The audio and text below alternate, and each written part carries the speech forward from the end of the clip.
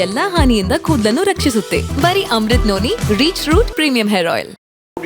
ಈ ರೀತಿಯಾದಂಥದ್ದು ಈ ರಾಜಕಾರಣಿಗಳ ಹಿನ್ನೆಲೆ ಇಟ್ಟುಕೊಂಡು ಈ ಒಂದು ಖಾಸಗಿ ಬದುಕಂತಿದೆ. ಖಾಸಗಿ ಬದುಕಿದ್ದಾಗೂ ಯಾರು ರಿಪ್ರೆಸೆಂಟೇಟಿವ್ ಇರ್ತಾರೆ ಅವ್ರು ಪಬ್ಲಿಕ್ ಲೈಫ್ನ ಬಂದ ಮೇಲೆ ಈ ರೀತಿಯಾದಂಥ ಒಂದು ವ್ಯವಸ್ಥೆಗೆ ಆಸ್ಪದ ಕೊಡಬಾರ್ದು, ನಿಜವಾಗಿ ಹೇಳಬೇಕಂತ. ಮತ್ತು ಇವತ್ತಿನ ಆ ಇಶ್ಯೂ ಆಯಿತು ಇಶ್ಯೂ ಆದಮೇಲೆ ಇವತ್ತು ಅದನ್ನು ಯಾವ ರೀತಿ ಹ್ಯಾಂಡಲ್ ಮಾಡ್ತಾಯಿದ್ದಾರೆ ರಾಜ್ಯ ಸರ್ಕಾರ ಅಂತಂದರೆ ಒಂದು ರಾಜಕೀಯ ದ್ವೇಷ ಇಟ್ಕೊಂಡು ಮಾಡ್ತಾಯಿದ್ದಾರೆ.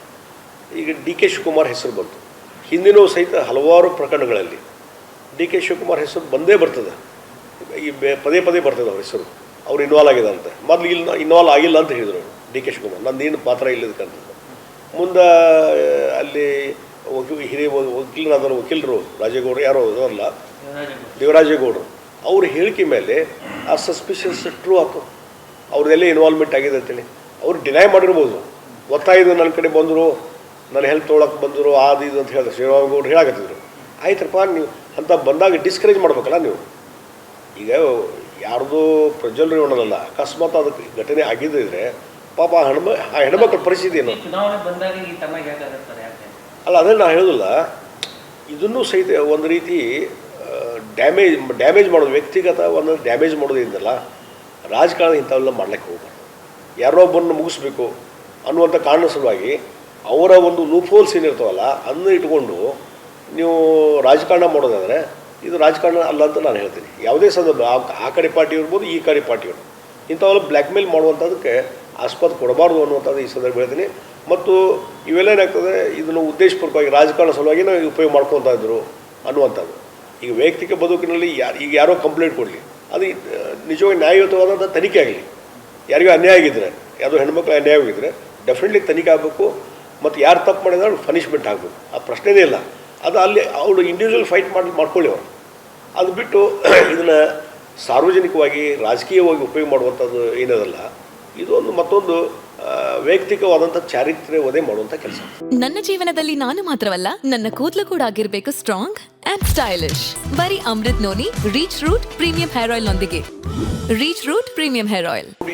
ಈ ರೀತಿಯಾದಂಥದ್ದು ಈ ರಾಜಕಾರಣಿಗಳ ಹಿನ್ನೆಲೆ ಇಟ್ಟುಕೊಂಡು ಈ ಒಂದು ಖಾಸಗಿ ಬದುಕಂತಿದೆ.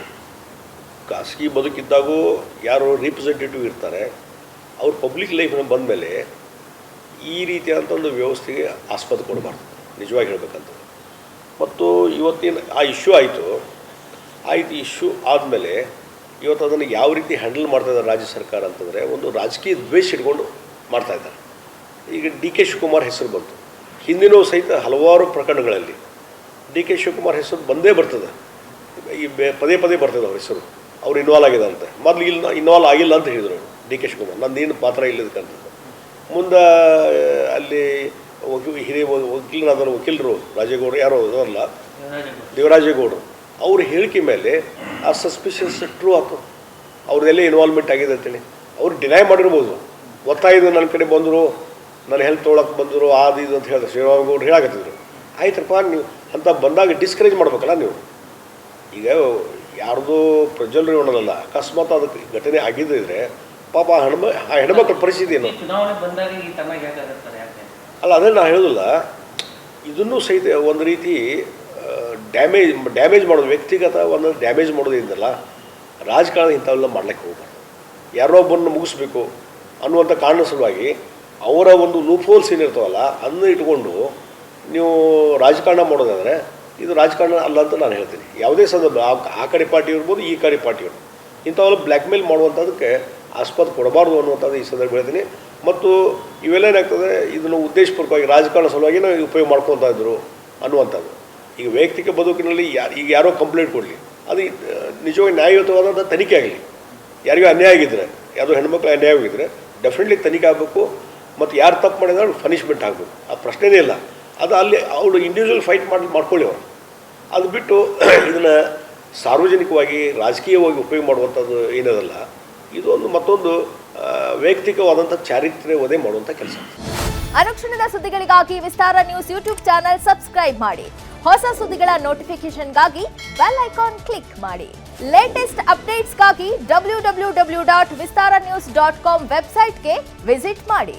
ಅಂಗೈಯಲ್ಲೇ ಜಗತ್ತಿನ ಸುದ್ದಿ ತಿಳಿಯಲು ವಿಸ್ತಾರ ನ್ಯೂಸ್ ಕನ್ನಡ ಆಪ್ ಡೌನ್ಲೋಡ್ ಮಾಡಿ.